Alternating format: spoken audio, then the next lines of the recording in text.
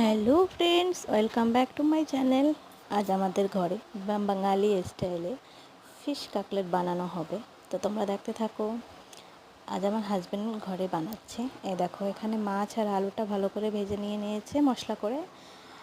Biscuit গুঁড়ো করা আছে, আর এখানে ডিম গুলিয়ে রাখা হয়েছে বাটিতে।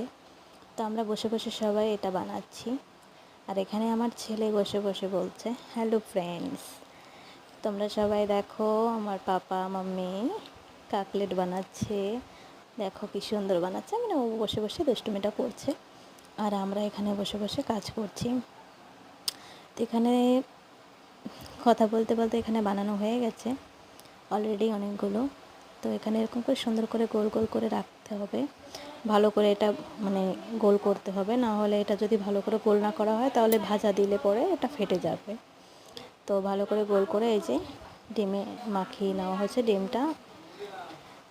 এখন এখানে বিস্কিটের গুঁড়োটা এটা ভালো করে মাখিয়ে নেওয়া হবে। তো ভালো করে লাগিয়ে তারপরে এটা ভাজতে হবে। তো দেখো, এইভাবে ভালো করে ভেজে নিয়েছে। ভেজে এখন ভালো করে গোল করে তারপর ডিমের ভিতরে দিয়ে একটা ডিম মাখিয়ে এখন এটাকে বিস্কিট মাখিয়ে নিতে হবে। একটা জিনিস খেতে গেলে কত মানে কষ্ট করতে হয়, কত রকমের জিনিস করে তারপরে খেতে হয়। তো তাই দেখো, খেতে বেশি সময় লাগে না, বাট বানাতে খুব সময় লাগে। তো দেখো, এখানে বানানো হচ্ছে, ভালো করে লাগিয়ে নিয়েছে এটাকে। তো এরকম করে বিস্কিটের গুঁড়োটা গার সঙ্গে ভালো করে লাগিয়ে নিতে হবে। তো ভালো করে এটাকে মাখিয়ে নিতে পারে। এখানে দেখো, আমার ছেলে দুষ্টুমিটা শুরু দেখো।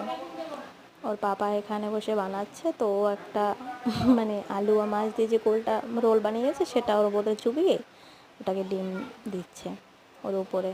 এখন এটা হয়ে গেছে। তো এখন এখানে তেলটা গরম বসিয়ে দিয়েছি, এখন এটা এর ভিতরে দিয়ে দেবো। এই যে হালকা করে লাল লাল করে ভেজে নিতে হবে, কেননা অলরেডি তো আগেই মানে মাছটা আর আলুটা তো মশলা করে ভেজে নেওয়া হয়েছে, তো শুধু বিস্কিটের গুঁড়োটা ভাজতে হবে। তো এই যে হালকা করে লাল লাল করে ভেজে নেওয়া হয়েছে। এই যে এখন রেডি আমাদের ফিশ কাটলেট। তো তোমরা কারা কারা খাবে চলে আসো আমাদের বাড়ি, অবশ্যই তোমাদের বানিয়ে খাওয়াবো। আর যদি ভিডিওটা তোমাদের ভালো লাগে তাহলে অবশ্যই like, comment, share and subscribe করবে। Okay friends, good night.